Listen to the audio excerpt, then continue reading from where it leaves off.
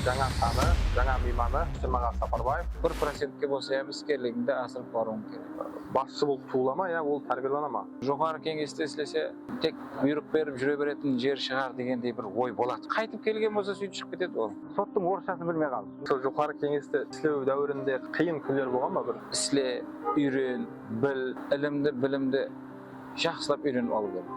Қой ұятты деген нәрсе бар біздерде да. Родной дейді ғой. Бар біреулердің жаңа еркетайлары болып, басшы болып қалып жатқандар бар. Зор болып кеттік деген емес та.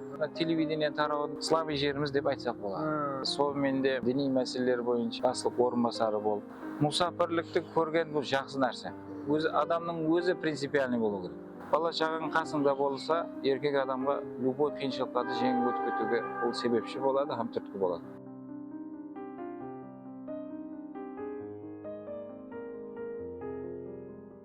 Баршаға ассалаумағалейкум. Еркін сөйбет арқылы жобамыздың жаңа саны, жаңа мейманы Рүстем Сапарбаев.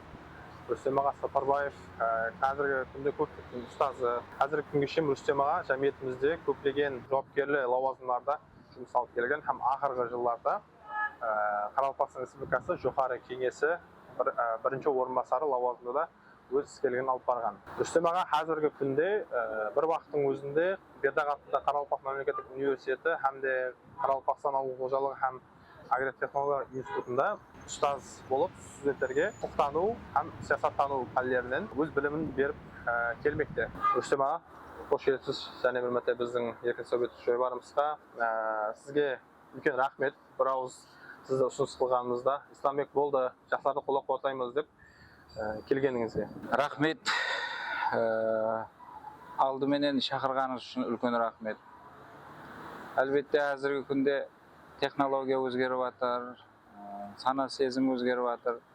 Жастарымыздың сондай жақсы проектлерді алдыға алып шығып, өзлігінше инициатива көрсетіп, сондай жақсы жобаларды істеп жатқандарыңыз үшін үлкен рахмет.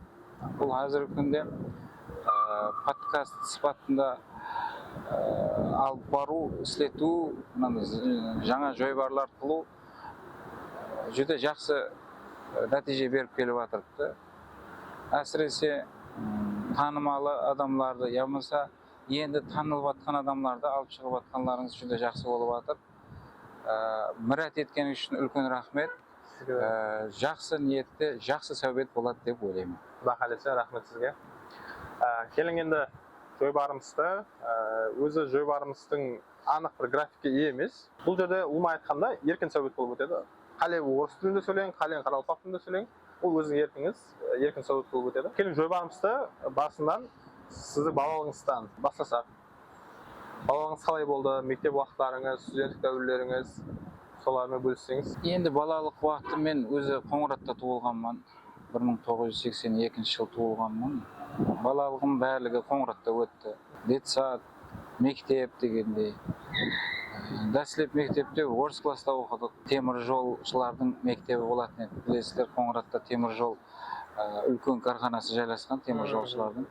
Сол себепті мектеп, темір жолшылар мектепті айтатын еді. Сол жерде орыс классқа бардық. 1989 жыл бірінші классқа бардық. Кейін Қоңырат мектебіне 1994 жыл көшіп өттік. Ол жерде өзбек классқа барып, өзбек класста давам еттірдім. Сол мектепті біткеріп шықтым. Нүкіске Бердағатында Қарақалпақ мемлекеттік университетіне, юридика факультетіне оқуға түсуге муафақ болдым. Юридика факультетін 2004 жыл біткергеннен кейін бір жыл армияға барып келдім. Әрби қызметті, әскери қызметті өтеп болғаннан кейін өзімнің жұмыс немді істеп басладым. Жұмысты дәслеп Қоңыратта үстірт газ унитар карханасы бар еді. Солда юрист лауазымнан жұмыс істеп басладым. Айтып жатырсыз ғой, юридика факультетін тапсырдым деп. Қоңырат районында мектеп бітіргеннен кейін сол юридика факультетіне сайлап, соны тапсырғансыз. Соған сізге не түрткі болған юридика факультетін таңдау үшін? Енді білесіз бе, жайып сұрау болды. Жаслығымнан, елі кішкентай уақытымнан, елі десатта жүрген уақытында маған үлкейгенде кім боласан деп айтатұғын еді. Үлкейгенде бір әділ істейтұғын, әділlikті тарқататұғын, bir adamlarga jardam beretigun adam bolgum keledi dep aytatigun endi. Onday professiya жок. Biroq сол затты aytganda үйүндөgүлөр демек sen сот болот экенсиң го деп айтат. Сонда ава сот боламан деп жүрдүм. Енді бакчамдын өзү орыс группа еді. Бүткерүү кечеси болуп атыр. Бакчаны бүткерип чыгып атпыз. Сөйтүп хаммеден сурап атыр, келечекте ким боласың? Менен алдыңкы жигитлер, балалар барлыгы эми көпчүлүгү милиция боламан, өтөм деди. Нөбөт мага келди. Енді сот деп айтайын десем, соттың орысшасын билмей калдым. Ойланып турдум. Акыр келиштире алмагандан кийин мен милиция деп жибердим бакчанын убактында. Кейін атайынем шыққандан кейін сен сонша уақыт сот боламан деп жүріп, ана жерде hamma қатар милиция боламан дегеніңіз. Сонда сот деген сөздің орысшасын білмей қалдым, соның үшін мен сондай деп айттым да. Соттың орысша, өзбекше, қарақалпақшасы жоқ оның. Сот деп айтсаң өзі түсінетұғын еді ғой деді. Содан кейін түсініп не қылып қалдым. Яқшы оқуды біткеріп жүріп, оқып атқан уақытында мен бірінші университетке оқуға кіре алармын екенмін деп ойлайтұғын. Мектеп уақытында. Себебі конкуренция күшлі. Әзір имканият көп. Қалеген оқуларды оқса болады. Құрметлі президентіміздің қылып берген жасларға жеңілдігінің ең күшлі тарапы мен сөйледі деп білемін. Себебі аз қандай білімің бар болса оқуға кіріп жатыр. Бірақ ол уақытта тек бірінші август тапсырасаң, содан кейін жоқ болып кетеді тұғын. Бірінші жыл юридикаға тапсырғанымда кіре алмай қалдым. Bir жыл таярланып болып, екінші жылында кірдім. Юридикаға не үшін? Сол баяғы сот боласаң, әділдік істейсен, әділдік қыласаң деген зат есімде бәрібір программа болып қалған. Кішкентайдан. Соның үшін юридикаға тапсыруға қатты ұмтылыспен харекет еттім, һәм сол мақсатыма жеттім. Енді не үшін сот болмадың дейді ғой, мен карьерам давамында бір күнім сот болып істемедім, сотқа бармадым. Юридиканы біткергеннен кейін көп ойландым, қандай қылып көбірек адамға жәрдем берсе болады, қайтып істесе болады деген заттың үстінде ойлайтұғым болды. Тап сол уақытлары президент академиясы деген Ташкентте пайда болып, енді шығып жатыр. Ол как раз магистратураны береді, һәм өзінің жөнелісі бойынша алып барады. Демек, сода оқуым керек екен ғой, Ташкентте оқуым керек екен ғой деген зат болды. Бірақ қалай өрге бараман, қандай болады деген затты бұл жерде менде елі программа жоқ еді. Оқуды біткергеннен кейін тез армияға барып қайту керек болды. Кейін юрист сипатында бір жыл істедім. Кейін уақыттың өтуіменен мемлекеттік қауіпсіздік қызметі вышка дейді, Высшая школа стратегического анализа и прогнозирования. Сондай магистратура хам оқып, хам жұмысқа кіретұғын имканият бар екен пайда болып қалды. Соған құжеттерін тапсырып, кейін 2 жыл магистратурасында мемлекеттік қауіпсіздік қызметіне тиесілі болған магистратурасында 2 жыл оқып, кейін ар жағына жұмысты жалғастырып кетті. Магистр бітіргеннен кейін? Магистр біткердім, һәм Ташкентте оқыдым, һәм жұмыслы болдым. Кейін ар жағына Ташкент қаласында көп жылдар мемлекеттік қауіпсіздік қызметінде жасадым. Сонда жұмысыңыз, карьераңыз басы Ташкентте басталған? Ташкентте басталған. Енді ортада 1 жыл Қоңыратта Үстірт кезде юрист болып істеген есепламаса, тек арғы жұмыс Ташкент қаласында басталған. Аз айтып өттіңіз, бакалаврда юридика факультеті оқыдым деп, сол студенттік дәуірлер қандай болды? Сол адам қандай қиыншылықтар өзіңіз жараса? Қандай қызық оқиғалар болды? Солармен бір бөлісіп өтсеңіз. Растарым, енді студенттік алтын дәуірім деп бекарға айтылмас екен. Студенттік уақытында көбірек бәрі оқуға hareket ettik. Okudan tışqari vaqtlari nelerde көп jamiyatchilik жұмысларда жүретін едік. Ол вақтларда білесіздер, jamiyatlik жұмысларға субботник болады, басқа бір нелер болады, бір қайсыдыр бір жерлердің ашылу мәрәсімдері болады. Сондай жерлерде студент сипатында көп барып жүретін едік. Жастар менен көп сол уақытта КВН дейміз ғой, қыбыза. Қыбызы енді бір қатты күшейіп атқан уақытлар еді. Әсіресе университеттің қыбызының жігітлері қатты жақсы істейтін еді, өзін көрсететін еді. Енді біз қыбызыда қатынаспаған менен, біз сол жерде белсенді қатынастық. көп конференцияларда катнастык. Көп кызыклуу окуялар болду. Өкүнүчтүүсү волонтер эсебинде. Волонтер эсебинде көп нелерге катнашып жүрдүк. Кандай кыйынчылыктар болду? Енді қиыншылық деп Сіз бәрібір енді айта жағым, бәрібір Қоңырат районунан келдіңіз қалаға. Сол. енді мен студентлік уақытында ондай қиналдым деп айта алмаймын. Себебі қатынас жақсы еді. Арамыз бәрібір ондай ұзақ деп айта алмаймын Қоңырат мен Нүкістің арасында.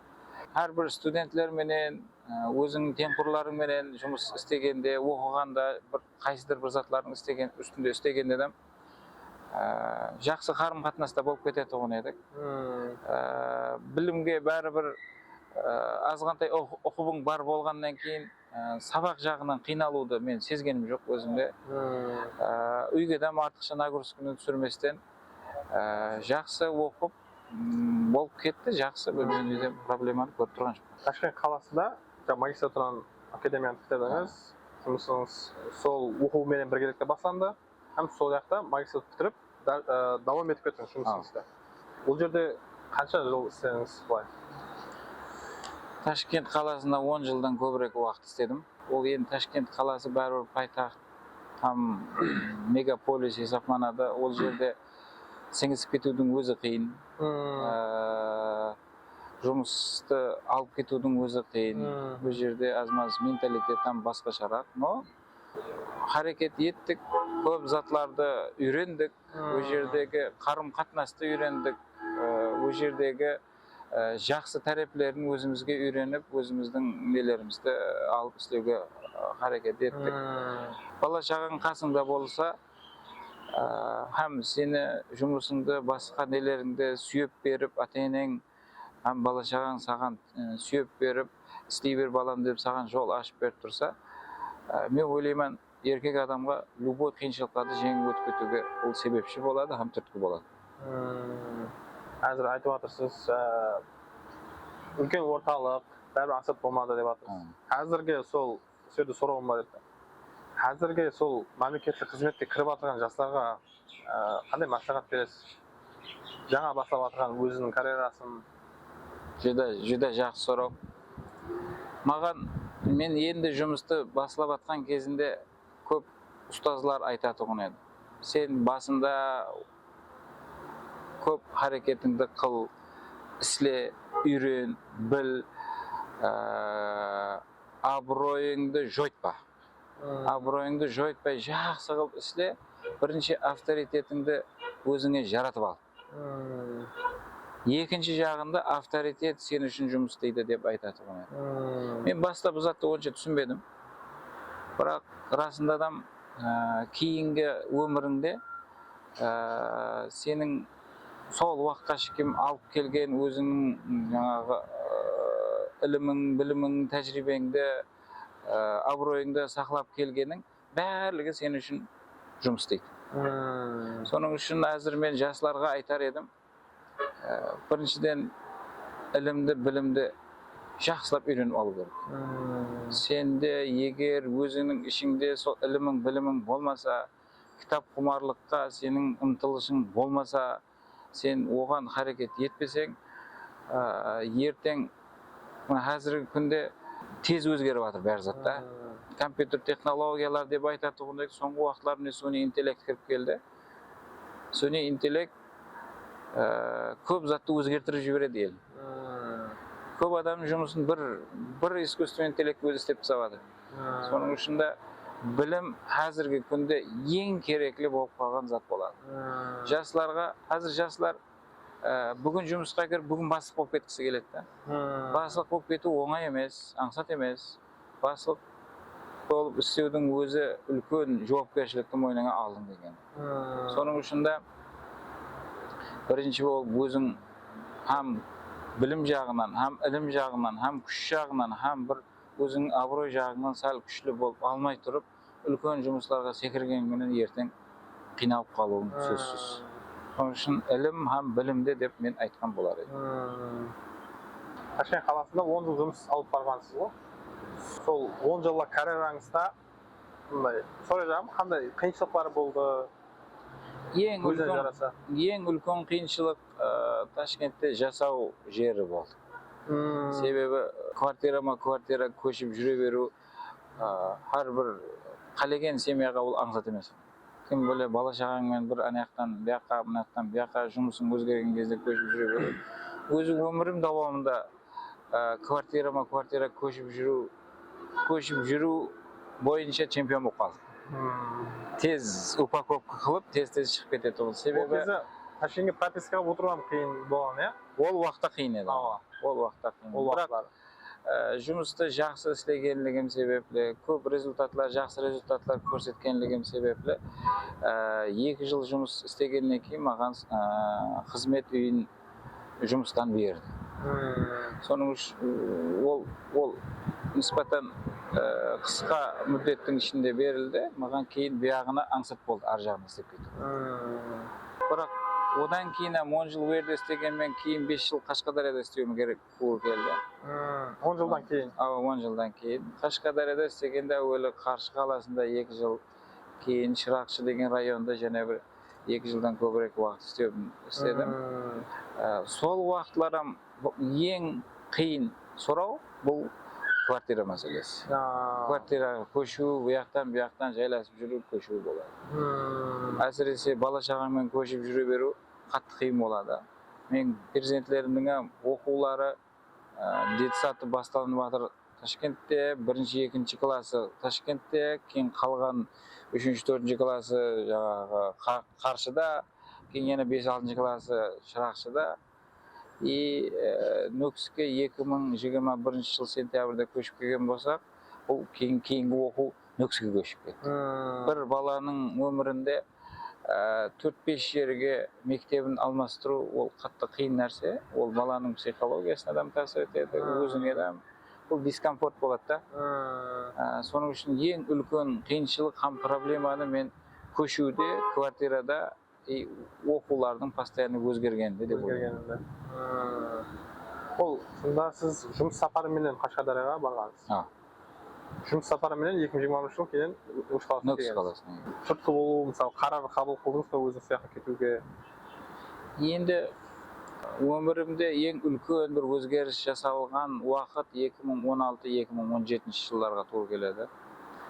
Берде құрметті президентіміздің алмасы не қылып жатқан көзқарастарды өзгертті.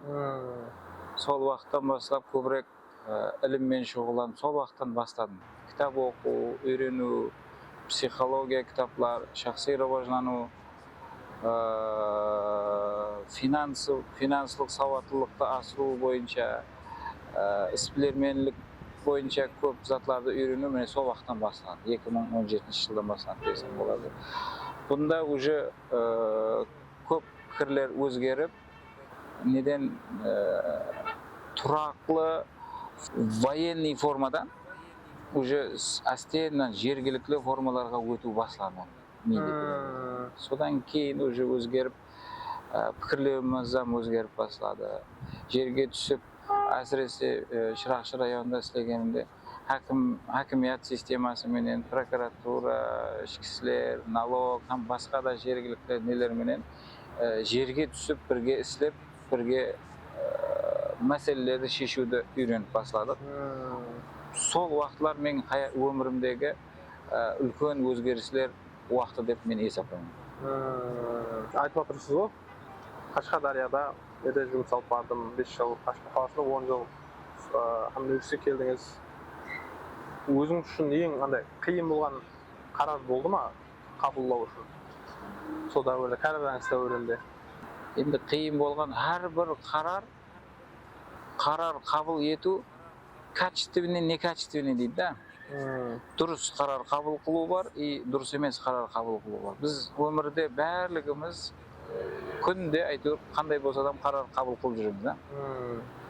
Көбірек ойланып қарар қабыл қылуға харекет етер едім. Қиыншылық уақытлармен Нүкіске келгеннен кейін бірінші Совминде істедім. Совминде істеп жүрген уақытлары енді направлением узкий еді, бірақ мен бұл жерден кеңірек істеуге харекет еттім. Мен тараулар бойынша істеуге харекет еттім. Сондай қылып жоғары кеңесте істеуге азғантай уақыт muvaffaq болдым. Ол жерде де құр бір кішкентай бір направление емес, көбірек направлениеде істеуге харекет еттім. Қарар қабыл қылу қандай? Ақиқатында адам арасында бір қиын қарарлар қабыл қылу керек болып қалады. Сол қарарды қабыл еттім бе, ақырына дейін жеткізу керек болады. Енді мен қиыншылықпенен қайсыdır бір қарарларды қабыл қылдым деп тұрып ойламаймын. Себебі сондай қағидалар бар. Егер бір затты қылу керек болатұғын болса, 72 сағаттың ішінде қарарыңды қабыл қыл дейді. 72 сағаттың ішінде сен ойлап жүрген затыңды қылмасаң, қағазға түсірмесең, жазып қойып, соны әмелге асырмасаң, 72 сағаттан кейін ол миыңде тұрған жаңағы затлар әстен жоғып кетеді. Кейін қалып қояды. Кейін одан кейін бияғы ұмытып кеттім, бәле болады. Менде ең сол өзіме жақсы қасиет сипатында алғаным жазып бару. Не зат қылатұғын болсам, план түзетін болсаң, басқа зат қылатын болсаң, жазып қойып істеу болды. Соның үшін мен қарар қабыл қылуда мен бір қиналдым деп айта алмаймын.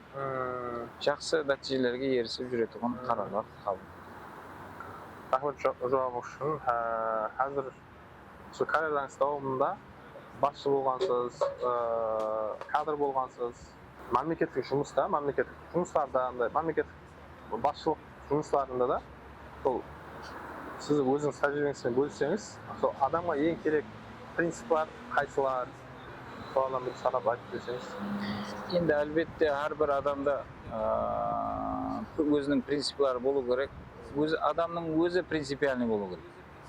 Егер қайсыdır бір мақсатқа жетемен деп өзінің алдына мақсат қоятын болса, принциплері бар болып, сол принциплерге әмел етіп кету керек.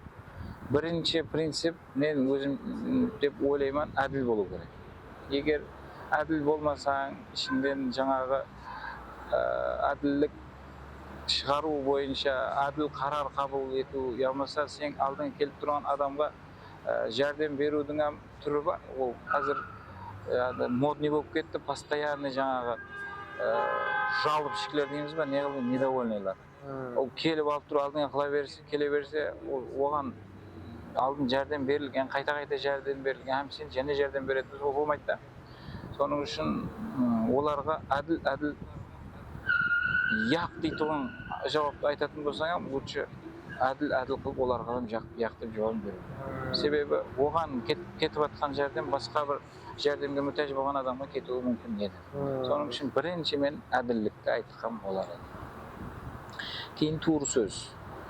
Туыр сөз не зат болған жағдайда адам алдамай туыр сөз менен айтып барған жақсы. Кейін іскерлігіңді асырып бару. Іскерлігіңді 1%-ке болса кешегі күнге қарап 1%-ке болса іскерлігіңді асырып баруың керек. Мен кеше бір 10 жұмыс істедім, бүгін 10 жұмыс істедім деп қоймай, үстіне ені қосымша жаңағы затларды қосып бару керек болады. Тағы да принциплер көп, ол принциплерді енді санайып өте беретін болсаң, адамның өзіне байланысты. Бірақ бірінші орында мен әділ, туыр сөздікті айтқан боларым. Рахмет жауабы үшін. Айтып отырсыз, әділ, туыр сөзі болу керек деп. Өзіңіздің сол карьераңызда, өзіңіздің тәжірибеңізде келіп шыққан халда, басшы адам, басшы болып туыла ма, ол тәрбиелана ма? Мен сіз тәжірибеңіз бәрібір. Әжайып сұрау болды. Енді басшы болу, басшы демейікті лидер деп айтайық. Лидер. Себебі мен бір қазіргі күнде сол лидерлік бойынша жұмысларымды алып барып атырып бар. Лидер шақсы сипатында, әпуай лидерлік деген не да. Өз негізінде әрбір адам өзінше лидер. Бірақ енді оны істете алады ма, істете алмайды ма, ол енді ол сұрау сол адамның өзіне. Әрбір адам туылып атқанда Аллахым Тағала қайсыdır бір қасиетті салып жібереді ол адамға. Ол сол қасиеттің өмірі давамында оны тауа алуы, іслетуі, жүзеге жарық қылып, оны шығарып, ол мен сол себеплі жаңа өзінің күштілігін көрсетіп білуі, ол сол адамға байланысты да. Бірақ ол адам өзінің жасап атқан аурасы, атрафындағылары, koyuş uyatты деген нәрсе бар bizlerde da. Koyuş uyatты. Bir zat bir fikir keldi, bir zat kılgın kep turttu. Koyuş uyatты. Adamlar ne deydi деген zatlar birovning fikrimen jasaudan chiqib ketadi. Sonda lider o'zining ishindagi liderlik qasiyatlarini deb chiqarib olib bilsa, onu atrofdagi odamlar bayqaydi. Tap sol adamlar, yani qo'yish uyatdi deb жаңағы aytadi degan odamlarning o'zlari bayqab, buning sonday qasiyatlari bor ekanini o'zi ko'rsatib qo'yadi. Ol qaysi yerda ishlab atgandan qat'iy nazar, ol sol yerda o'zining ko'rsatib biladigan bo'lsa, sol mekamedik, boshqa bir korxonadik, sol korxonaning boshchilari tarafidan, administratsiyasi tarafidan bari buni ko'rib, astin joyga olib chiqadi. Kez kelgan odam boshchi bo'lib ketavermaydi. Endi bor birovlarning erketaylari bo'lib, boshchi bo'lib qolayotganlar bor. U endi qaytib kelgan bo'lsa suyib chiqib ketadi u. Biroq вопрос tek vaqtda. Agar o'zingning liderlik qasiyatlari bilan boshchi bo'lgan odam, ol yaxshi natijalarga olib keladi. Soning uchun uni tuma talant deb aytsa da bo'ladi. Biroq tuma talantni ol sharqlab agar o'stirmasa, bu boshchi o'sib chiqmaydi. Soning uchun o'zining ustida ishlov ko'p zatga olib keladi. Men bag'ana so'zining boshida aytganda ham baribir ilm kerak, bilim kerak, ham o'zining ustida ishlov kerak degan zatim baribir shu yerda ham sol boshchi bo'lgan shu zat ko'p foyda beradi. Rahmat jo'ramiz. Hozir aytyapmiz-ku, Qashqadaryoda 5 yil жұмыс істедім. Одан кейін 2020 жылы Қарақалпаққа келдім деп жатырсыз. Ташкент қаласында 10 жыл істедім деп жатырсыз. Сол жұмыс процесінде farq бар ма? Juda ajoyib belgi berib o'tdingiz, yaxshi so'rov. Haqiqatында da musafirlik deydi qo'y endi. Musafirlikda istev, men Toshkentda yursang ham, Qashqadaryoda yursang ham, yoki bo'lmasa mana chet elda ko'p bolalar yuribdi. Musafirlikni ko'rgan bu yaxshi narsa. Ol yerdagi madaniyatni ko'rasan, ol yerdagi adab ikramlikni ko'rasan, programmistlar, boshqa zatlar bo'lib o'tiribdi. Sol жаңа texnologiyalarda ishlatib bilib arasida shaqqan bo'lib жүргеннен keyin оның o'rni bor. Buna suvning ағымындай bo'lib жүретін болсаң, o yerda onday kategoriya ham ko'p. Ulama общий менен ағып кетіп жатқан kategoriya ham ko'p. Onda hamma қатары bo'lib qolasan, hech zatin ko'rinmaydi, bilinmaydi. Qashqadaryo endi juda boshqa ауыр regionlardan biri. Suv yo'q deb biz yerda ko'proq aytamiz. Biroq suv yo'q deganda u haqiqiy Qashqadaryoda suv yo'q. Sebebi o'zining daryosi yo'q. Olam Amudaryodan ishadi, biroq Amudaryo o yerda Qashqadaryoning ustidan o'tib, Surxondaryoning har jag'idan o'tib turadi, Turkmanistonning territoriyasidan o'tadi. KMK deydi, Qarshi magistral kanali. Qarshi magistral kanalina suvni Turkmenistondagi suv nasos stansiyadan olib o'tib, bunaqa ko'p ulkan kuch bilan suvni olib o'tib, suyib olib keladi. Men sonda ko'rdim, suvni tejash, suvni unumlash, suvni qadrlash bu Qashqadaryoda bor. Hattoki mаған bir shok жағдай bo'ldi. Qalada bir tasavvur etib ko'ring, qalada azanda 1 soat suv beradi, kechda 1 soat suv beradi. Bunday ulkan etajli joylar, onun ishining barligi, tualet, vannaning boshqasining barligi suvda ishlaydi. Biroq sag'anasida 1 soat, kechda 1 soat suv beradi. Biroq sol masalani sheshgan qalay? Har bir kvartirada, ko'p qavatli uyli, har bir kvartirada o'zining отдельный suv saqlag'ichlari bor. Ol kimdedir 500 litr, kimdedir 1 tonna, kimdedir 2 tonnasi bor. Sol 1 soat suv bergan vaqtda son to'ldiradi. Kuni davomida foydalanuvi uchun. Hozirgi qurilayotgan zamonaviy uylar qanday? Zamonaviy uy ulkan etaj quriluvdan oldin uy bo'lsin, bino bo'lsin, boshqa bo'lsin, birinchi bo'lib suv saqlag'ich rezervuarni sog'oladi. 1 soat suv berganda shu rezervuar to'ladi. Sol rezervuar menen kun davomida bu yoqqa ta'minlab berib turish. Masalan, sheshgan. Sebebi 1 soat suv menen bizda hozir 1 soatga suv o'chsin, qanday trevoga bo'lib ketadi. So'ng uchun bizda men suv yo'q, bunday qiyin joqday deb aytmagan bo'lar edim. Nag'iz qiyin joqday men shu yoq. Ikkinchi, O yakta gaz problemi. Qarşı qalasının özünde gaz var, kalgan rayonlarında dürlük gaz yok. Qalas bolmasa O'zbekistondagi gazdın en ulkan ta'minlab beruvchi oblastda bu Qashqadaryo oblasti. Muborak, Sho'rtan, G'uzor degan rayonlar var. Sol rayonlardan bo'lgan gaz qazib olib tursa berib turadi.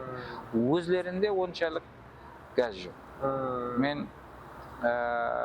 so 2,5 yil Chiroqchida ishlagan bo'lsam, Chiroqchi hokimiyatida gaz yo'q. Issiqlikning barligi to'qmagan. Bu yerdagi boshqa mekamelarda men aytib atgan yo'q. Bu yerdagi даже namunali joylar qurilgan, namunali joylarda jasadik. O yerda ham gaz yo'q. Olib keladigan ko'shpeli propan gazlar bilan gazni qaynatib, shayin demlab ichib yeydi. So'ng uchun sonday qiyin жағдайлар tap sol yerlarda bor. Bizning ko'z tibesini Qoraqalpog'istonda ko'p жағынан жақсы sharoitlar yaratilgan. Qashqadaryodan 2023 o'qishga keldingiz Qoraqalpog'istonga.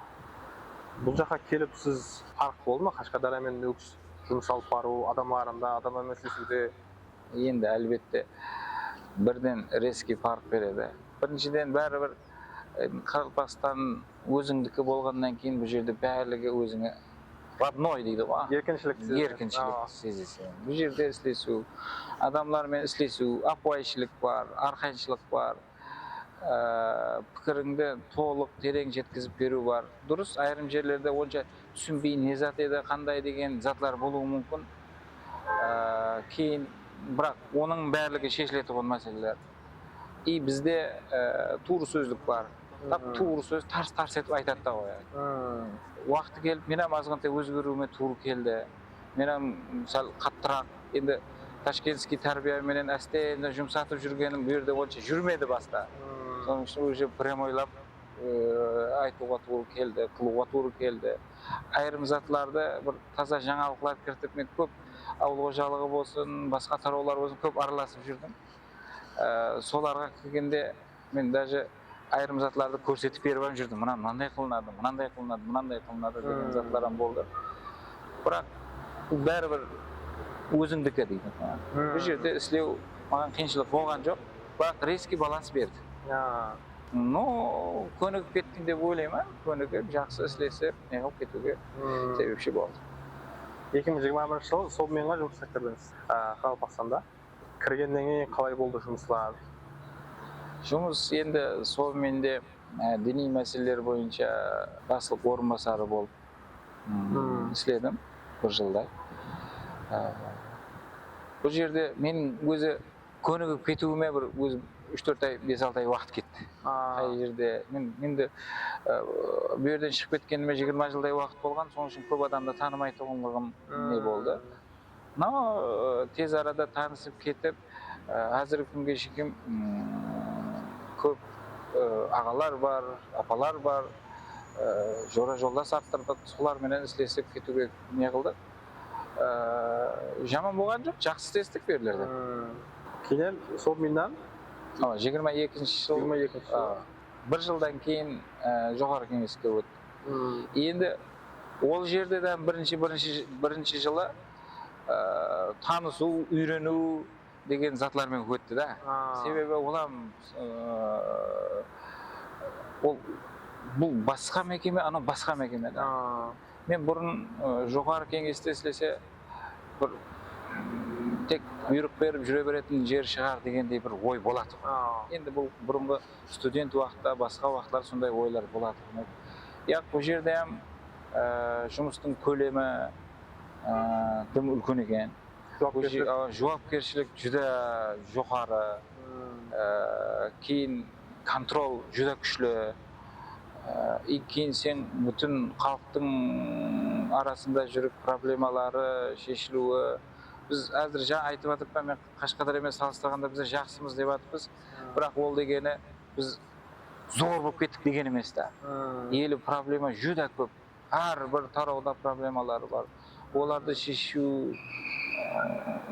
bir deganda chechiladigan problema emas. Ko'pchiligi Durus akçaga, finansqa, mablagqa barıp takalady. Birak şeşip bilүү kabiliyetine ие bolgan kanegelerge de көп zat байланысты да. Koldan kelgençe berdiğini islep, birge hareket etip, жаңалыклар киртүүгө hareket ettik. Көп тарауlarda birge islesip, депутат kalay жұмыс isteydi eken, biz televizden göremiz, tek saylaga wagtda biz депутатты көрemiz, başka wagt görmey kala beremiz.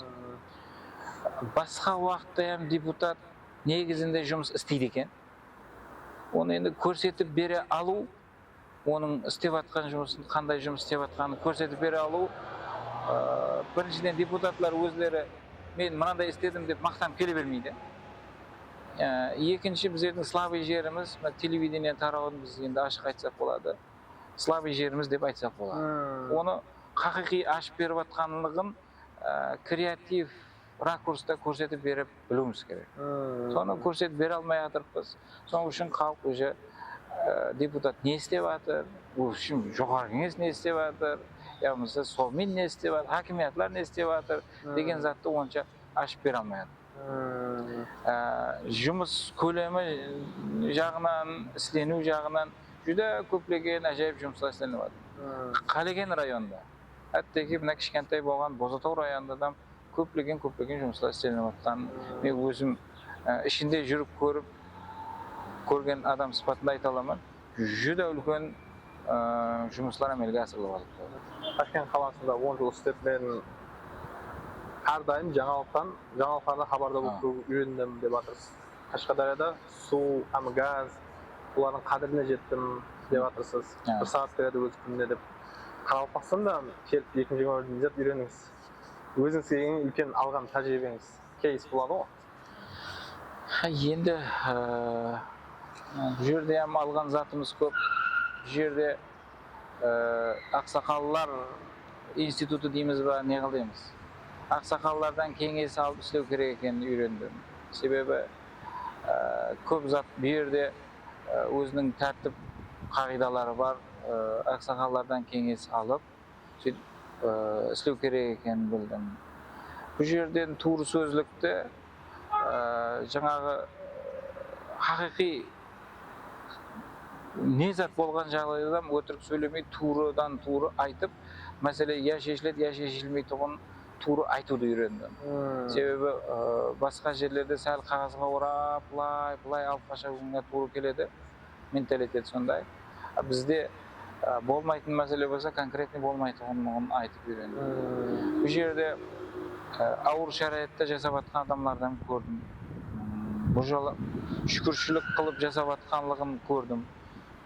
Demek Qaralpakistan halkynyň awur şaraýatlarynda jasap şükür kılıp jasap atkanlygyny görüp bunam bir özüňe bir ulkan bir mektep diýimiz ba, sonday bir öýrenүү kasiyeti dep bildim. Endi sol meseleler endi ayta berseň köp ýaklat içine çykyp keter. Jokary kеңesi 2020-de ötün dediniz go. Sol jokary kеңeste işlew döwründe kanday kıyın günler bolganma bir? Endi o jerdegi jokary kеңeste işlew döwründe her günüň kıyın. Sebebi sen planlaştırıp barıp bugün mınany kılaman dep turup bargan günüň planыңdagıday bolmay kala beredi. Taza zat, taza tapsırma, taza көрсөтпе, ýa-da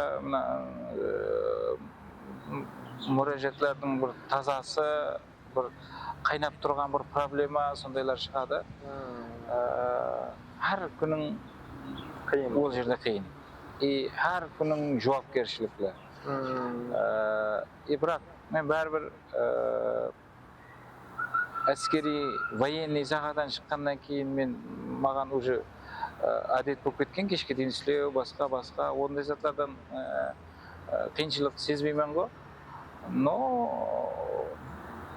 bärbir keşke deyin jumys, keşke deyin basabas, keşke deyin bir meselelerdi şeşiw bolady. Bir pustoy ketken gün bolmadyki, bir mesele şeşpesden qaytkan günlerinde. Sebebi juda köplegen meseleler şeşilgen wagtlar boldy. Jokary kеңeste endi islegen insan sıfatında özüňiz tajribeňiz endi Бәрібір қайсы адам мемлекет қызметкері болса, hamma ұмтылады бәрібір. Жоғары кеңесті істеуге хәвес етеді, басқа қылады. Сіз жастар бар, мысалы, енді мемлекет қызметін бастап жатырған, сол жоғары кеңесте істеген инсан сипатында сіз оларға қандай маслихат бере аласыз? Енді Басшы сипатында. әлбетте әмме адам жаңағы әскерлерді айтады ғой, кім генерал болуды қаламесе ол әскер емес дейді ғой енді. Генерал болуды қаламеген әскер емес дейді ғой. Үлкен жұмыста істегенде әркім қалайды. Бірақ мен жастарға не деген болар едім? Жоғары жұмысты істеуді көздеппес, өзің жоғары істей алатұғын адам сипатында шәкілленуіңді сорар едім. Себебі сен жұмысты іздеп жүруің керек пес негізінде. Жұмыс, қалеген жұмыс, өзіне керек болған мамандарды, кадрларды бар екенін көріп бол сені шақырды. Сонда ғана сен күшлі қанеге болып жетіскен боласың да. Мен жастарға айтатұғыным, жоғары кеңесте, ямсы соменде, ямсы хакиметте істеймен деп бес, өзіңнің бір жақсы қасиеттеріңді, өзіңнің іскерлігіңді, өзіңнің ілімлі, білімлі екенлігіңді көрсететұғын бір маман болу керек та. Сен сондай маман болсаң, сені атрафыңдағылар уже байқайды. Сені керек жерге өзі тапсиясын береді, ямса жолын ашып береді бәлігі. Главныйсы иманлы, қалбың таза, ниетің пәк болып, мен сондай бір пайдалы жұмыс істеймен, адамларға пайдам тиетін болып істеймен деп тұрып барса, қалеген жерде болады да. Енді мен өзімнің ішімде қылатын болсақ, мен бағанағы детсат бетке қайтаман едім. Детсатта адамларға жәрдем беруім керек деген зат менде бар еді. Оны мен бірінші сот деп білдім, кейін юрфак деп білдік, кейін мемлекеттік қауіпсіздік қызметінде істесек деп білдік, кейін совминді көрдік, кейін жоғары кеңес бәрін көріп болғаннан кейін бір ойландым. Бірінші болып бәрібір өзіңді күшейтіріп, өзіңді жақсылап алуың керек. Өзің күшлі адам болуың керексің. Әттеки сол жұмысларда істеп жүрген уақытында адам маған уақыт жетіспеді. Ең главныйсы уақыт жетіспеді. Себебі күнделікті ташвиш, азында бастайсан, кеште таусыласаң, азында бастайсан, кеште таусыласаң, ешқандай өзіңе бөлетұғын уақыт жоқ. Өзіңнің ілімге, білімге, өзің күшейтіруіңе, финанслық дәрежеңді дұрыслауыңа, өзіңді күшейтіріп алуыңа уақыт жоқ болды. Сол түрткі болды ки, қандай үлкен лауазым болуынан қатты нәрсе, өзіңе уақыт бағышлайтұғын бір жер керек болды. Сол түрткі болды, мен әстен бұл үлкен жауапкершілікті лауазымдан әстен шетелдім.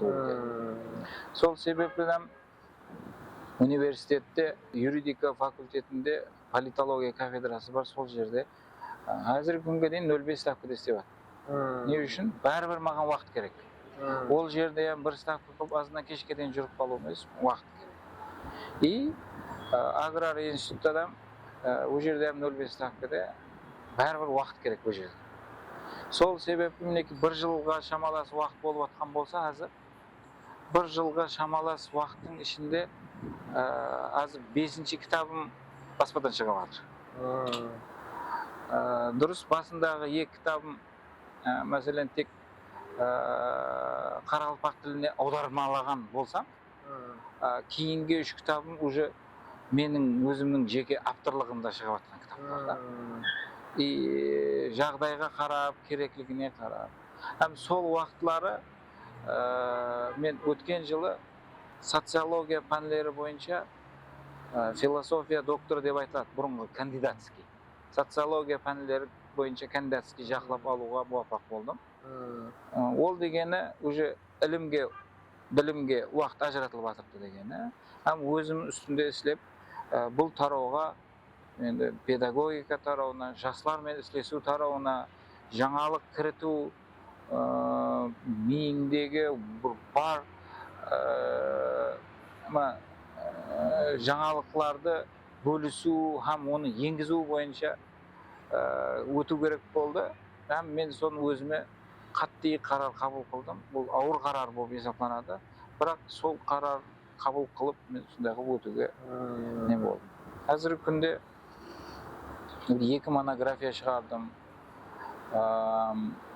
Қала берсе лекцияларды таза формадағы лекциялар шығаруға muvaffaq болдым. Бұның барлығы уақытты өзіңе бөліп генің нәтижесінде болып жатыр да. Себебі бірінші лекциям школа жизни дейді. Өмір мектебі хақында. Бір 10 лекциядан ибарат. Оның енді нелерін жазып болдым. Енді шығарамын да, үйретуге, көрсетуге. Кейін apply лидерлік, простой лидерство дейді. Қандай қылсаң, ол лидер кім болады? Қайерден, қаяқтан қандай болады? Қайтып шығару керек. Өзіңдегі ішкі меніңді тауың керек, алуың керек, істеуің керек. Өзің үстіңде істеуің керектігі хақында.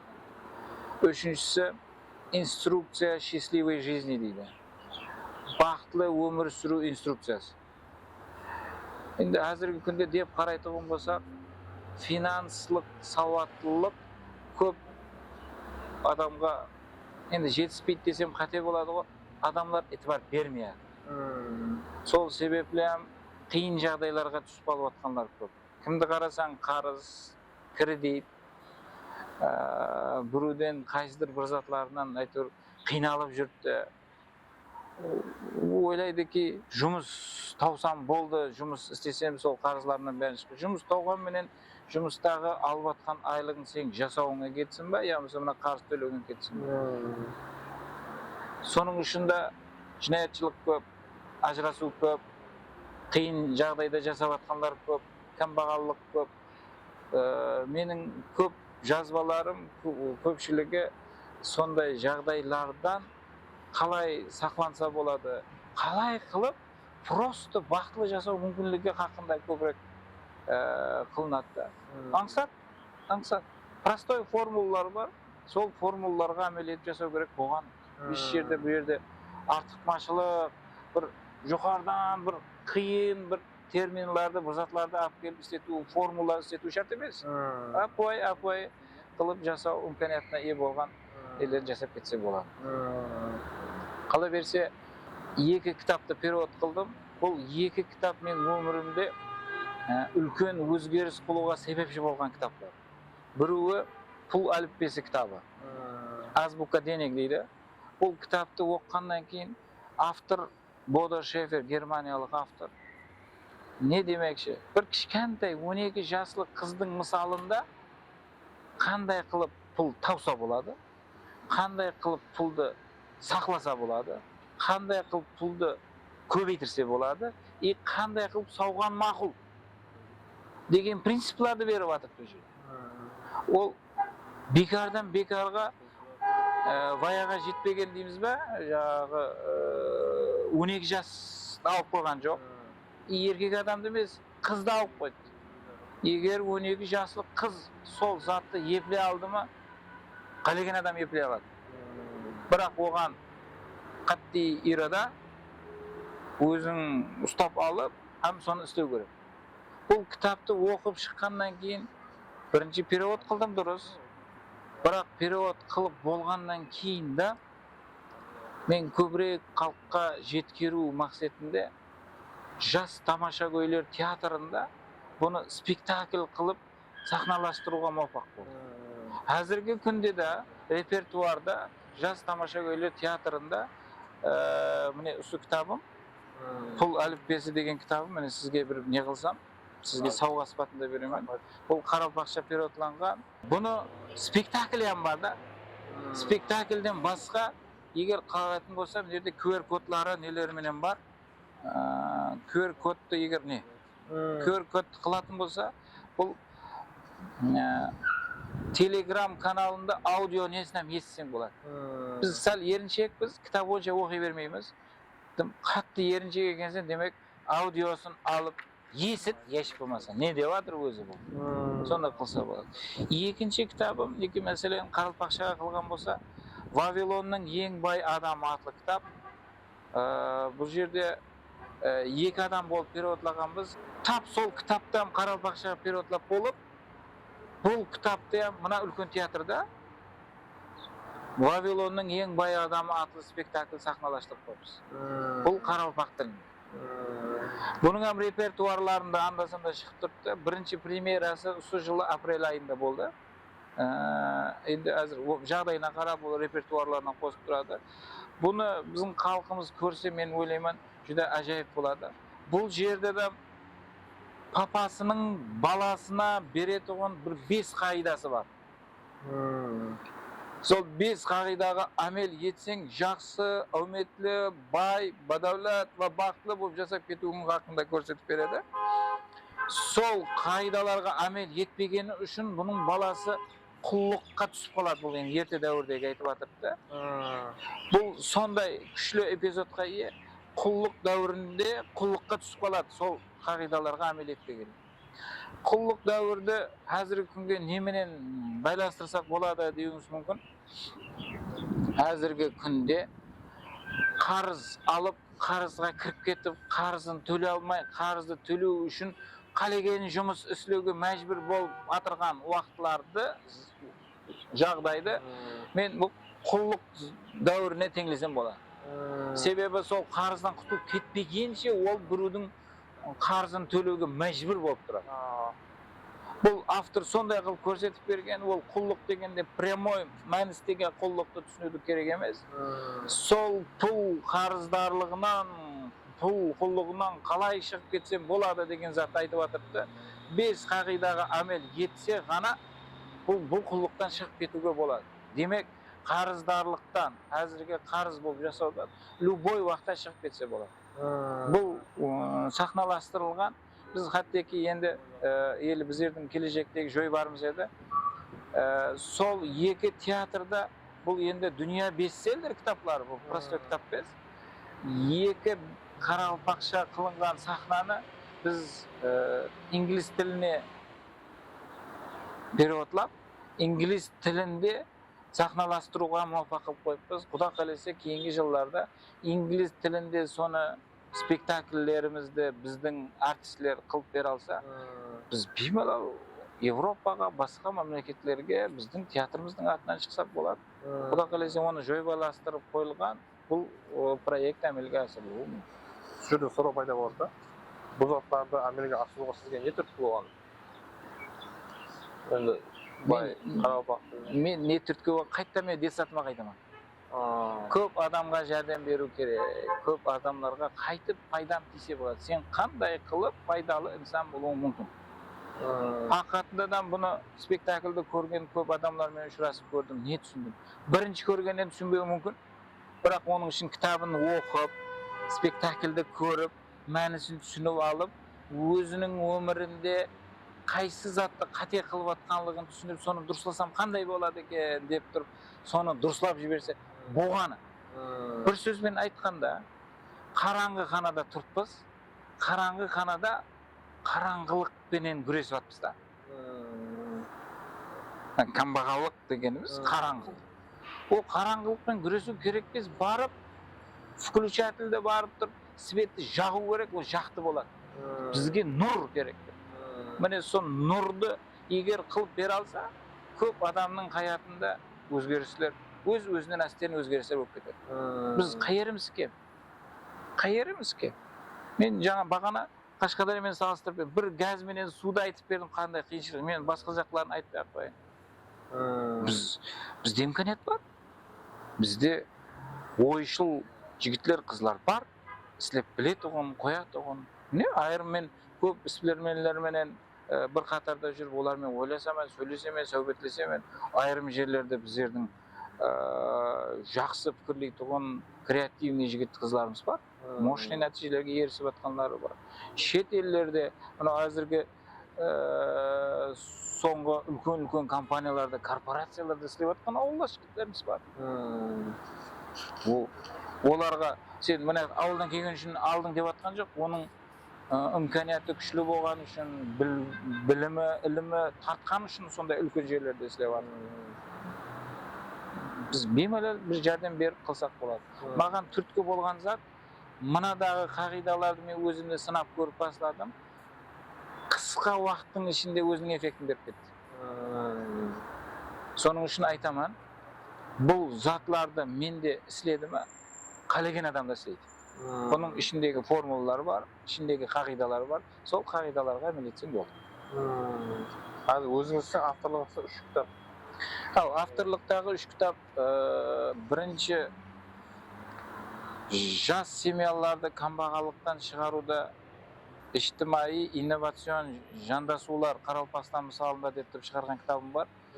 O'sha kitob mаған PhD diplomini жақлау үшін себепші болған үлкен кітаптың бірі болып есептеледі. Мен үшін бұл қадірлі кітап. Қазіргі күнде бұл бойынша мен дипломды жақлап болдым. Соның давамын шығардым. Енді бұл тек Қарақалпақстан мысалында емес, ол майластырылған халда Өзбекстан мысалына қайтып, оны енгізсе болады. Кейін dünya təcrübəsində qanday təcrübələr var ekenligini көрсетіп, шығару үшін, бірақ орыс тілінде тайырладым. Государственная система стартового финансового обеспечения новорожденных. Социально-экономическая модель и механизмы реализации. Қараң, моделям бар. И қайтып әмелге асыру керек болған механизмларын ішіне кірткенмін. Ең күчлі тарапы бұл жерде басқа мемлекеттерде сол системалар істеп тұрып па, істеген жағдайда қандай пайдалы затларын беріп жатыр деген анализ қылғанмын табличный формада. Мінекей мына жерін көрсетсем болады. Ұлыбританияны алғанмын, Американы алғанмын, Канада, Сингапур, Араб мемлекеттері, Россия, хаттеки мына қоңсылас болған Қазақстанды ham ішіне алып беріп қойыппын. И қайсынан biz qaysisin alsaq bo'ladi bizga deb turib ne ko'rsatib berib chiqarib qo'yibman. Bu chuqur analiz qilingan misol, bu kitobning davomi sifatida keltirib o'ta olaman.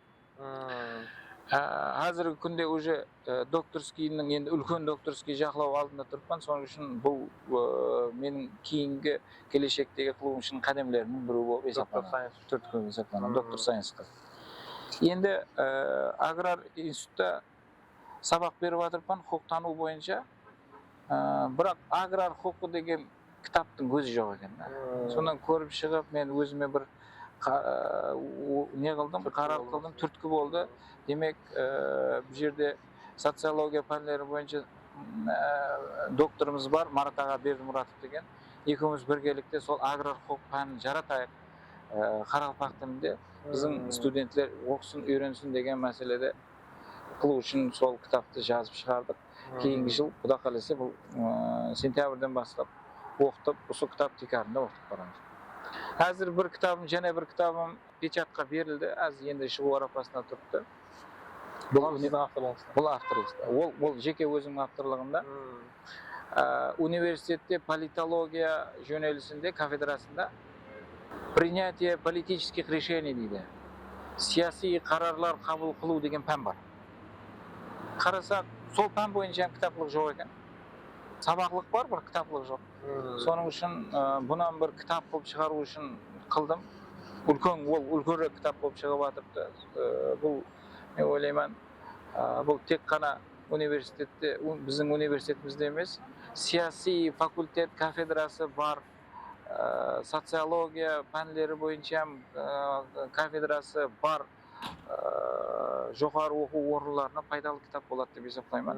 Sol hozir bosilib chiqaruv arafasida turibdi. Sentyabrga chiqib bosib chiqaruvni uni niyat qilib qo'yganmiz. Hozircha 3 ta avtorlig'ingizda bor.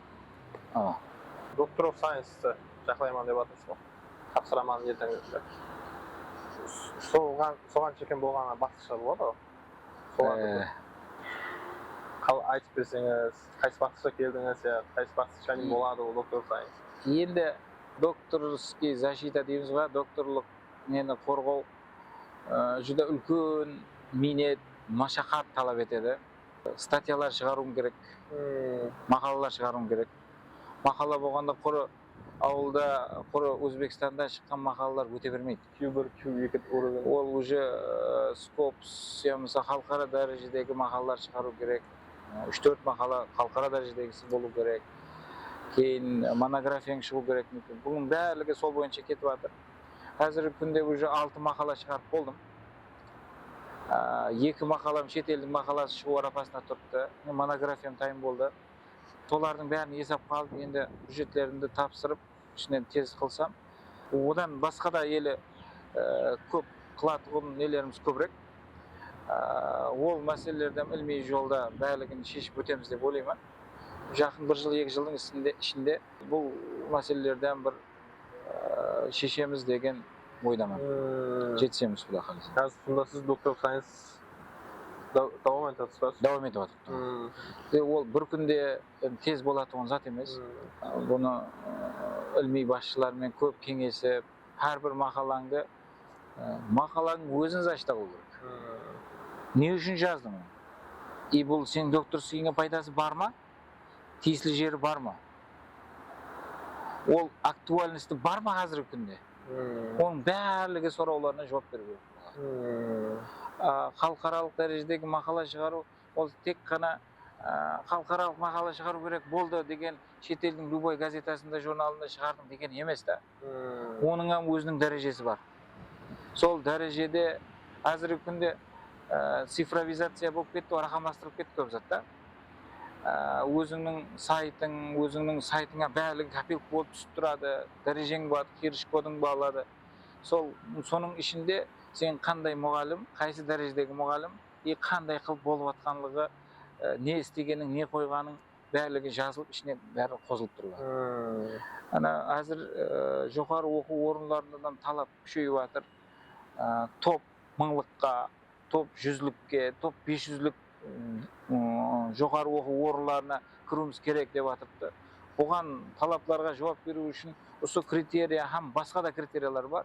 Соның бәріне жауап беріп бару керек болады. Сонда ғана бұндай жоғары нелерге ерісуге болады. Көз тимесін, мен әзір жаман емес. Әзіргі әрекетлер біздер деген жоғары оқу орындарымызда көптеген әрекетлер болып жатыр. Университет, институт басшылары көп жаңалықтарды кіргізіп жатыр. Апай мұғалімдерден талап етіп жатыр. Мынау жауап беру керек деген затларға. Талап болған жерде мен ойлаймын нәтиже болады.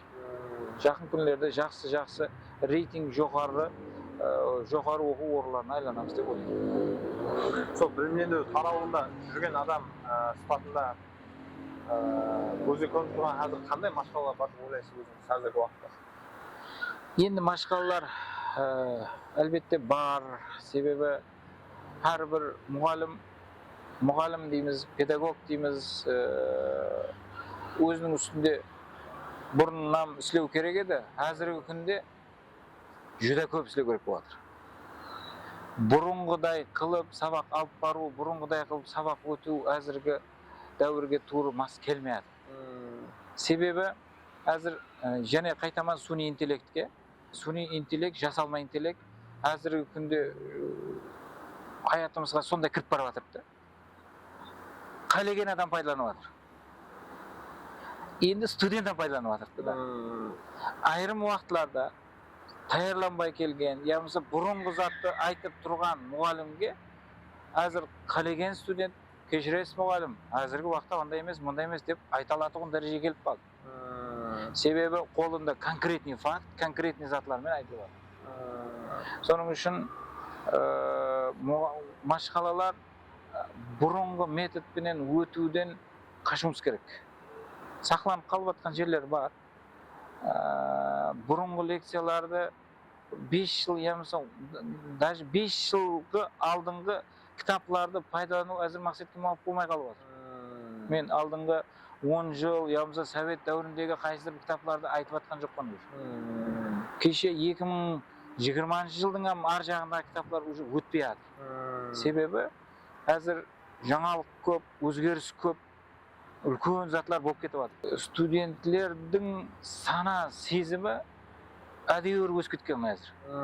Оларға бұрынғы затлармен айтып, оларға бір ya kızıktırıp ya sabahını etip bulmayın. Bunlar bolatığın edi. Leksiyada muğallim keledi de leksiyani okup berip oturadi, studentler жазып oturadi. Bu leksiya жаздың болдың koydun. Hazır ol menen ol bolmayat. Hazır soňgu wagtlarda studentlerimiz menen iki jakda studentlerimiz menen interaktiv usulda sabak otudu kılbatdı. Sebebi studentlerge kiyingi leksiyani berip tayarlanıp keldi. Özlerini aytırtıp, özlerime istese tenkurga sabak ötse köprek beyinde kaladi. Düşündürüp berip atkan adam da odan da köp kaladi. Sol sebeple azirgi soňgu ötüp atkan leksiyalarımız, azir kanikul wagtymız leksiyalar juda güçlü, köterinkü ruhta ötüp atkan sebep boldu. Ayrımlarını Instagram'dan bäri koyup barıp atkan, görüp atkan bolsaňyz gerek. Şu жерде bir soru пайда болду, Рустем аға. Hazır sun'iy intellektin ahmiyeti qanchaligini aytып atsыз. Көп жерде bir жерлерде көресіз, sun'iy intellekt машқала болуп атыр. Sun'iy intelлекттен жазылған диссертациялар болуп атыр. Жазып берет. Соған сіздің пікіріңіз қандай? Оны плагиатқа салса, плагиат оны плагиат емес деп шығарады. Дұрыс. Оны адам жазған деп шығарады. Бұл sun'iy интеллектке қандай қазір қарсы шаралар қолданылып жатыр, мысалы? Енді сондай жаман жолларда пайдаланатындар бар ғой. Диссертация жазуда, магистерский, докторский. Енді жасыратығым жоқ, сол уақытқа ешкім оқымайтығым бала дипломын біреуге ақша беріп жаздырып келген. Бәрібір созат болған. Sun'iy интеллекттен саған мынаны жазып берші десең сразу жазып бермейді ол. Өйтіп жазайын ба, бүйтіп жазайын ба, ана жерін қайтайын, мына жерін қайтеміз, мына жерін қоссам бола ма, мына жерінде жаңа мынандай ұсыныстар бар, соны қоссақ не қыл дейсен деп sun'iy интеллектпенен ислесіп білген студент егер сөйтіп тұрып дипломын жазса, ол студент сол дипломның ішіндегі затларда ол қатынасты ол. Ол қолымен деп отырып жазбаған болуы мүмкін, бірақ оның идеясы, оның пікірі, оның жаңағы айтып атқан несін бәрлігін көрсетіп беріп жатыр. Дұрыс, ол ішіндегі көрсеткен 100 кітапты ма оқып шығып сөйтіп бір кітап жазу керек па? Ол 100 кітаптың бәрін оқымаған болуы мүмкін. Бірақ sun'iy интеллект көрсетіп береді, мына кітаптан мынаны алсаң болады. Мына жерде мынандай зат бар. Соны екеуін қоссаң мынандай болады деп көрсетіп беріп жатыр. Sun'iy интеллектті оны бір дұшпан, бекар зат деп көру керек емес. Ол оған бір саған бір ұстаз, ол саған бір мұғалім. Арасында sun'iy интеллект бұрынғы затларды көрсетіп беруі мүмкін. Әне сол уақытта сен студент болып, оны біліп, ау сен мұна бұрынғы ғой, болмаса ескі редакциядағы кітапты айтып атсаң, маған ол керек емес, мына закон керек деп тұрып айтсаң, бұның қатесі бар. Сен оның қатесін тауып, шығарып, жай-жайына қойып, дұрыслап беріп атырсаң, оның жаман жері жоқ. Мен студенттеріме sun'iy интеллекттен пайдаланып білің, үйренің, іслетің деп тұрып айтамын. Маған студенттер айтты, ау, ұстаз, һәм мен мұғалім келіп, sun'iy интеллекттен пайдаланба деп айтады. А сіз пайдалан деп атырсыз, ол қалай болды ол деді. Sun'iy интеллекттен тупо дейміз ба, не қылдаймыз, туырдан туыры көшіріп алып келіп, мынандай, мінекей саған деп қылып келген ол қате, бірақ оған дұрысты сұрауды беріп, дұрыслы жауапты алып, ол жауаптарға өзің өзгерістерін кіртіп, сұлулап жазып, сен берген пікіріңді сұлулап жазып бересің, ол сұлулап жазып береді ғой. Сондай затларды іслетсең, ол ешқандай жаман жері жоқ. Sun'iy интеллект болды, hayatımızға кіріп болды, енді оны шығарып жібере алмайсың. Интернетімізден бір уақытлар, бізде студент уақытта интернетке кіруге біз арман ететін едік. Интернет клубларға барып, жаңағы музыкашы тығыр деген бір музыка шығатын еді жаңағы интернет. Интернет қосылып жатыр деп күтіп тұратын едік. Оның скорості енді ташмаға одан тез жүретін еді да. Бірақ соң отырып, бір, екі малумат алғанымызға қуанып қайтатығын еді. Қазір интернет, әмме жер интернет басып кетті. Дәл солай, ертең sun'iy интеллекттен әмме жерді басып кетеді. Уже басып болды. hammasi пайдаланып o'tiribdi. Biroq qaytib durust foydalanuvdan bilimiz kerak. O sun'iy intellektdan tek palincha qanday, palinchaning ati nezat, mana nezat edi deb so'rab yurib kerak. Sun'iy intellektdan o ko'p boshqa programmalar jasab o'tir odamlar. So'ng uchun bundan zamon bilan birga senba hozir istayim kerak. Ertang ko'p shumus o'rinlarda sun'iy intellekt o'zi boshqarib ketadi. Ko'p жұмыс o'rinlar уже сокращениеga tushib ketuv xavfi bor. Ол butun dunyo tan olyapti. Sebebi 10 odamning жұмысын bir sun'iy intellekt programmani o'rnatib qo'ysa, ол shech turib ishlab turibdi. Biroq ana 10 odamning taqdiri ne bo'ladi ekan? Ол егер o'zining ustida istamasa, rivojlanmasa, bilmayman oriyog'ini qanday bo'ladi. Shuning uchun odam hozirdan boshlab sun'iy intellektdan istab bilu kerak. İstetkizu gerek, o'zini rivojlantiru kerak. Bu savolni beruvimdan maqsad bakalavrda da magistraturani yaxshilab bitirdim-ku. Bakalavr magistraturada bizga so'zlab aytib keldilar. Foydalanmang deb. O'zing sizsang, o'zing yozing dissertatsiya bo'lsa deb. Biz baribir yozdi studentlar. Sun'iy intellekt yozmayman-da. Biz magistraturada misol bizlar ham sun'iy intellektni yozdik, yozmayman. So'ng o'rnin Ahmetning sizdan so'rab. Muallimning staromodniy muallimdek eskicha fikrlaydigan muallimning vaqti tosilyapti. Biroq jibergisi kelmayapti. Ol sol aytayotgan muallimlarning problemasi. Hurmatli prezidentimiz tarafidan ulkan qaror qabul qilib qo'ydi. Sun'iy intellektni o'quvda da, жұмыста da, boshqa yerlarda ishlating deyapti. Foydalaning deyapti. O sun'iy intellektdan foydalanma degan muallimlarga qaydan endi ertang o'zini aylanib keladi u. Uni foydalan. Biroq жаңағыдай жалқаулықты алып келетін дәрежеде болу керек-та. Yaxshi, sun'iy intellekt жазып берді, қолыңа шығарып қойды. Ал шығарған затты сен оқып, түсініп, үйреніп, еш болмаса соның ішіндегісін мынандай болады, мынандай екен ғой деп үйренуің керек қой енді. Защитаға барған кезінде защитаны сол жазып берген затты еш болмаса үйренуің керек, айтуың керек қой. А ол басқа вопрос. Ол не үшін комиссия керек болмаса, шөлде отырған. Егер сұп-сұлу қылып жазып берген болса, жазып берген кітап үшін қойылады ма? Жоқ, оны ана балаға сұрауды, соның үшін комиссия бар. Сұрауды беру керек әр жақта. Мынау неге, мынаны қайттың, неге мынаны қостың деген сұрауларды беріп, біле алмай жатқан болса, жығып жібер, сен күшлі мұғалім екенсің. Бірақ sun'iy intellektten пайдаланба деп айтуға болмайды. Ол любым путем, қалеген жолменен бәрі алып атыпты, істеп атыпты, әрекетінің өзіне бес қою керек. Қарылы жауап болды бірақ. Енді бұны естісін жаңағы старомодный мұғалімдер. Рахмет жауап үшін. Қазір университетте сабақ беріп жатсыз ғой. Студенттерге спецтен береді жаңағыстарға, 3-4 курсқа. Farkı жоқ, ол әртүрлі курслар бар. Әртүрлі курслар бар, әртүрлі группа бар. Европейский орыс группаям бар. Саясаттану бойынша бар. Бірінші курсам бар, екінші курсам бар, үшінші, төртінші курсам бар, аралас. Sonra жағым, студенттерді, сол іздесуде студенттерге сабақ беру жараянда сол студенттерден сіз қандай кемшілік көресіз?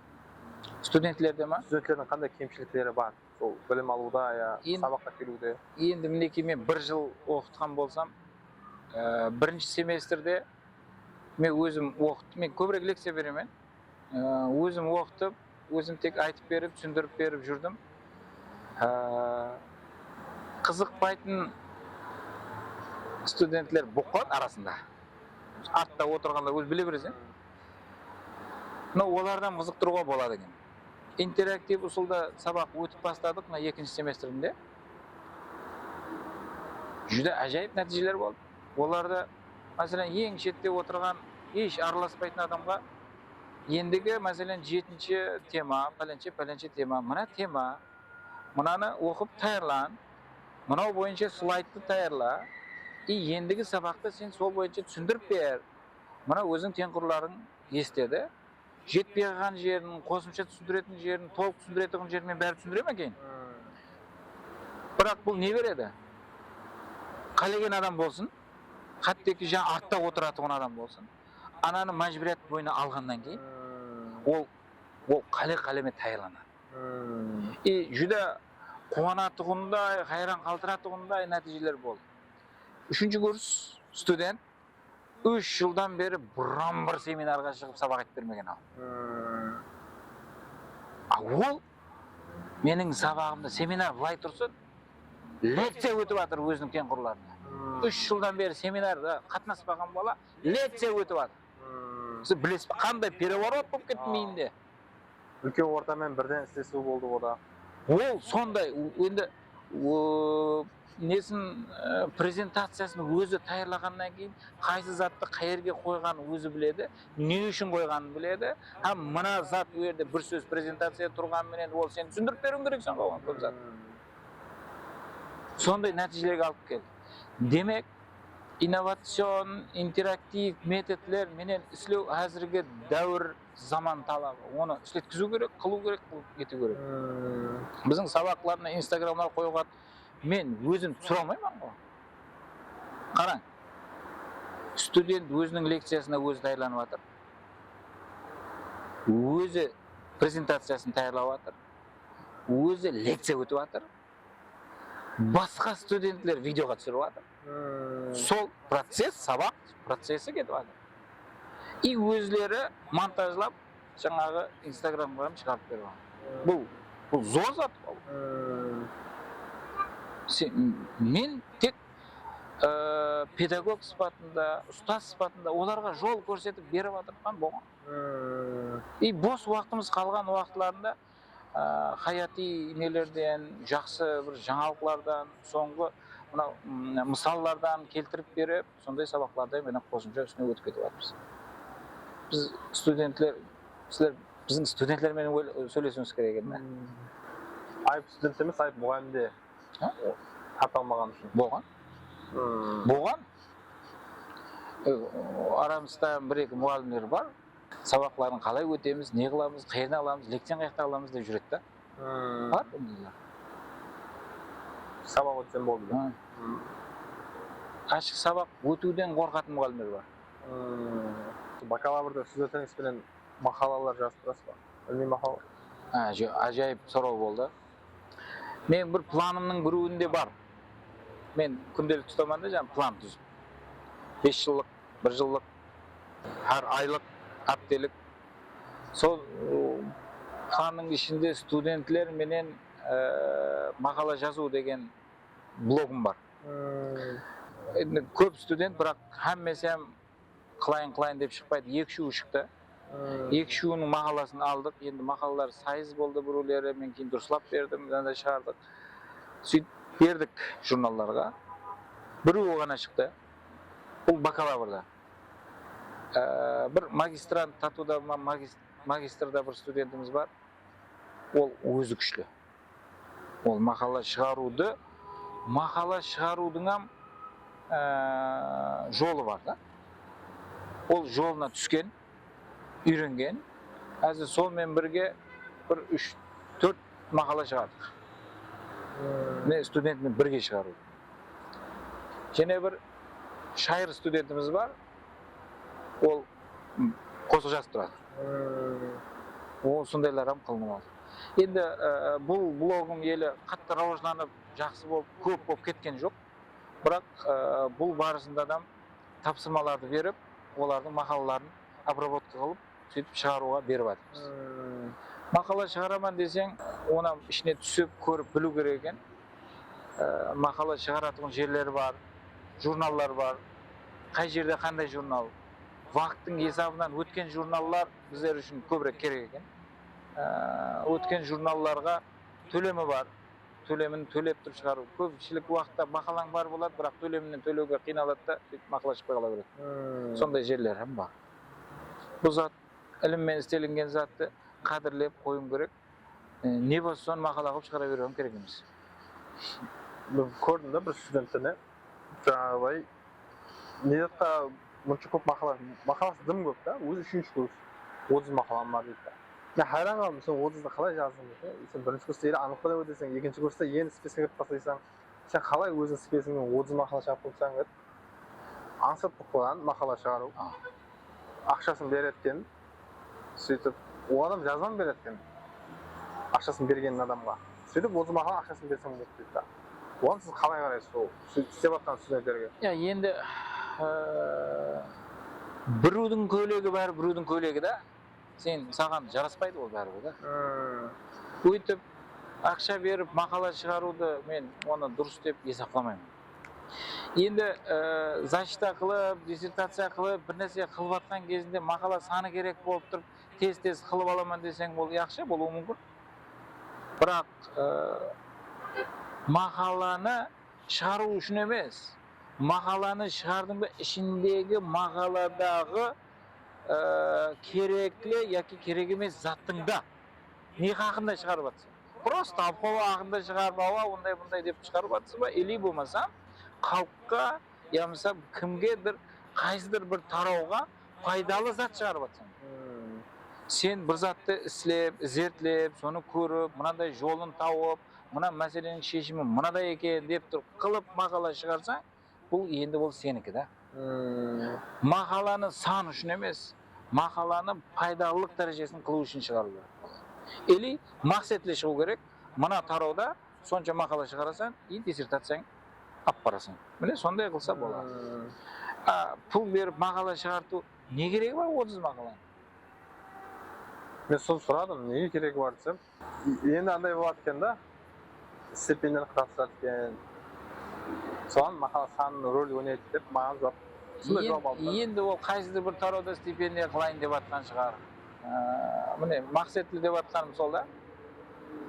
Біреудің қолыменен мақала шығарған ол жақсы емес. Біргелікте сен мақаланы жазып, ұстазың оны бір көріп беріп, аз-маз бияқ-бияғын дұрыслап, туырлап, мәнісі сенікі.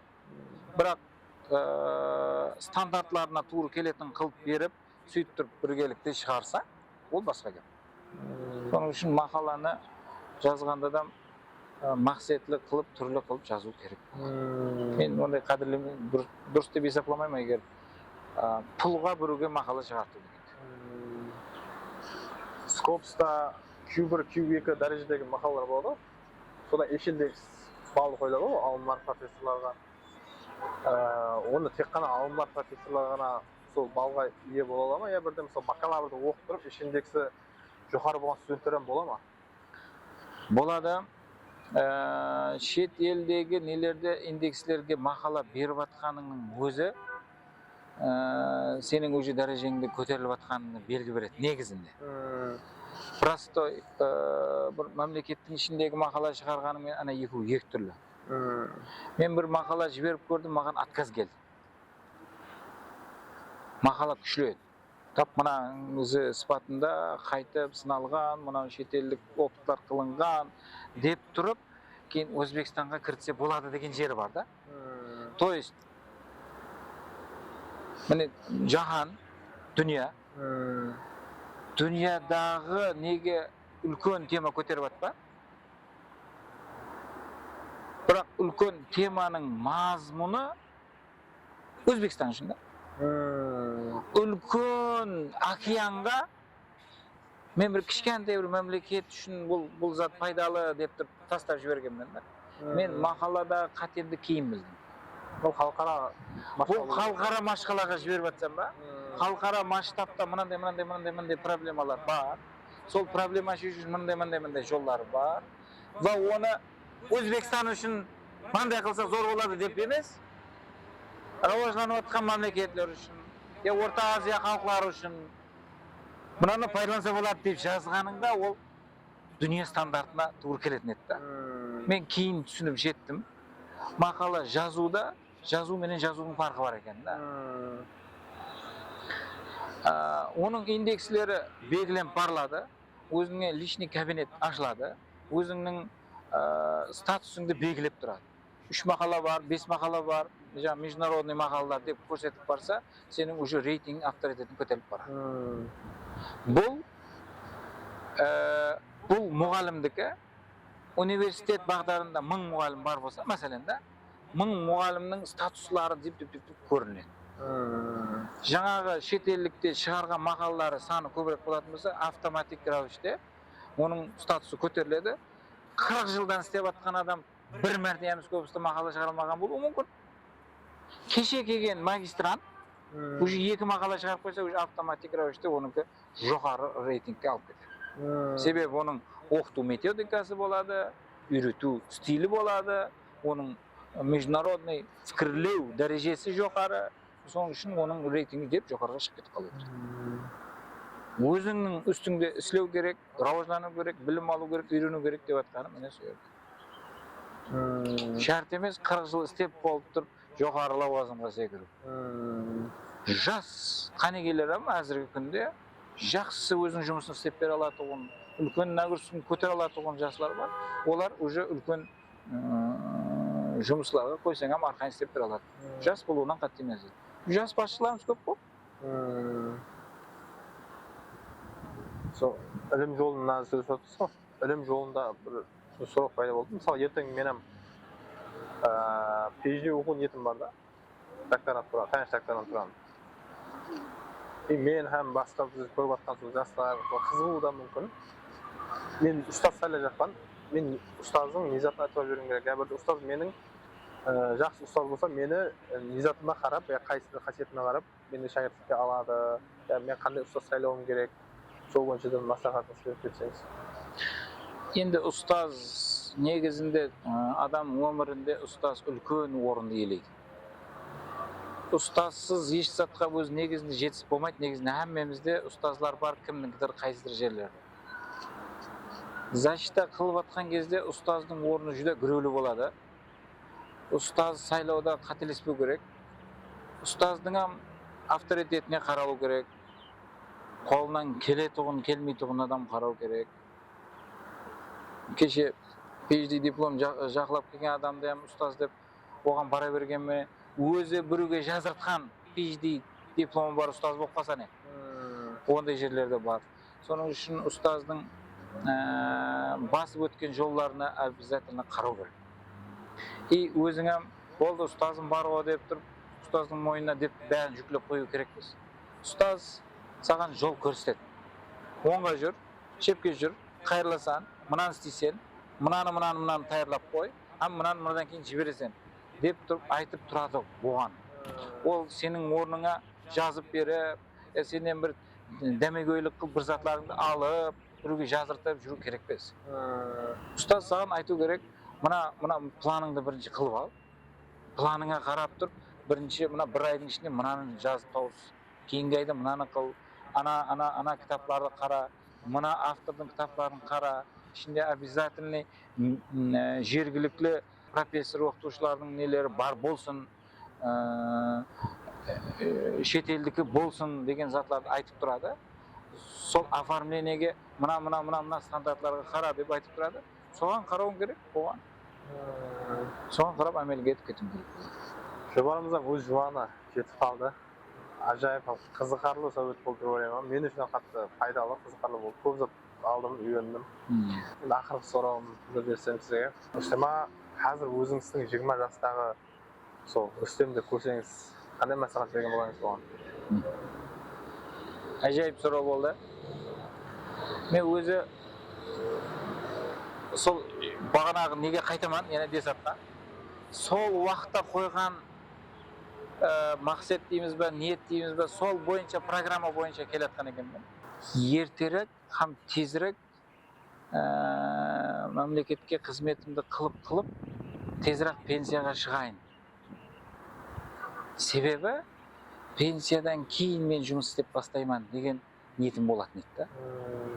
Хаттеки университетке таярланып жатқан уақытында менің ұстазым өзі 40 жастан жоғарырақ еді сол уақытта да, репетиторым. Мен сізден бұрын мен пенсияға шығамын деп айтатын едім. Ол қалай? Мен айттым, военныйға кіремін, военныйден тезірек пенсияға шығамын. Одан кейін қызмет жолымды өзімнің немді бастайман деп айтатын. Сол затымды қылып келген екенмін. Әзірім, ертерек отставкаға шығып, пенсияға шығып алдым. И халық қызметінде әзір өзімнің ойлаған ниетімде, ойлаған затымды мен енді істеп жатпан да. Сол уақытқа шейін қызмет бабында болып тұрды. Енді еркін сипатында істеп келіп жатыр. Қазір бұл кітаплар елі бұл баслануы. Бұдан басқа да бір-екі программалар үстінде істеп жатырмын. Бір-екі тараулар бойынша істеп жатырмын.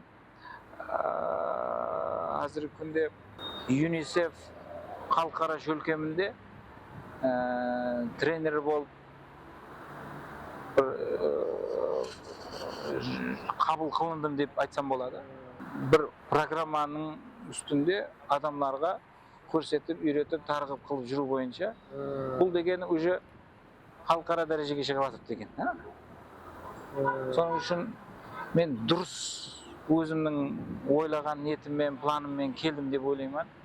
Семьямда дұрыс жұбай танылғаным, балаларым, қызларым барлығы алдында, бала-шағам барлығы жақсы. Ата-енем сау, саламат, ағайындарым, басқалар барлығы жақсы, жора жолдастар барлығымен жақсы қарым-қатынаста болып келіп жатырмын.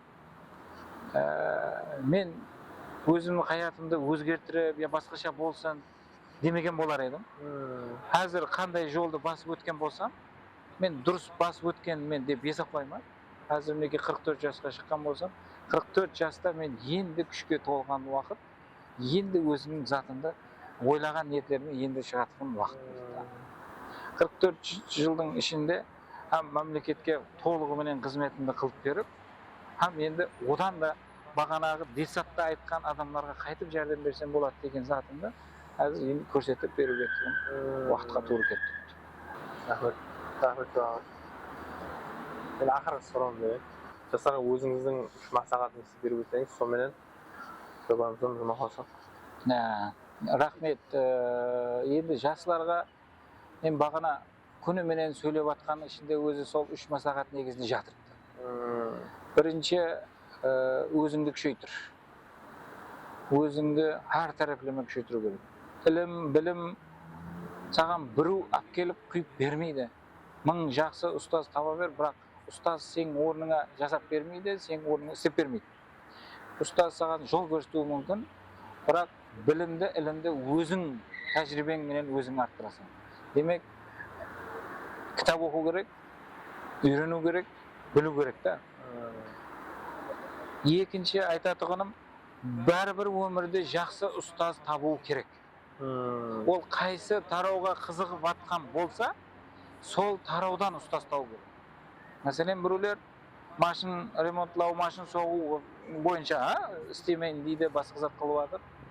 Сол тарау бойынша жақсы ұстаз тауып, соның ұстазлығын алып, пәтесін алып, кейін дальше істеу керек. Себебі көп не өмірде көріп жатырмыз. Жас уақытында энергиясы көп, күші көп, денсаулығы зор. Анақада, отқада, шоққада ұрады. 40-50 жасқа бармай мотор шашып қалып жатыр. Міне соны ең піскен уақытында, ең қызған уақытында сондай болып қалады да. Соның үшін ертеректе бұндай диетолог дейміз ба, әмме жағына туыр келетұғын сондай ұстазы болу керек.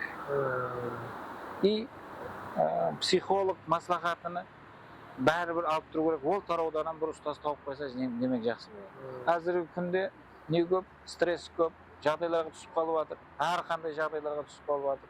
Сондай жерлерде ұстаз бар болатұғын болса, стресске түсіп кетпей алып шыға алатұғын жағдайға алып келеді. Стресске түсе бердің дегені ол денсаулығының жоғалтып тұрғаныңнан дәлелдеп береді. Екінші мәслихатым ұстаз тауы. Енді үшінші мәслихатым бәрібір хаятта әділ болу керек, тур сөз болу керек, алдамау керек, жақсы жасауға харекет етіп жүретұғын әділ инсан болу керек. Мен соны бір мәслихат берген боларым. Рахмет сізге де. Уақытыңыз бөліп келген үшін. Рахмет. Қызыққарлы сәубет болды деп ойлаймын. Пайдалы болды, көпшілікке деп ойлаймын. Жастарға бір пайда болатұғындай, жастарға үлгі болатұғындай, жастарға келешекте жақсы бір мотивация деген сөзді айтуды онша жақтырмаймын, бірақ қазір мотивация деген еркін болып кетті. мотивациядай болатын болды. Xudo xolasa. Ha. Пайдалы болсын. Пайдам тиіп, ертең бір өмірінде бір жақсы жаққа өзгеріп жатқан болса, біз дайым қуаныштамыз. Xudo xolasa. Рахмет. Rahmat sizga.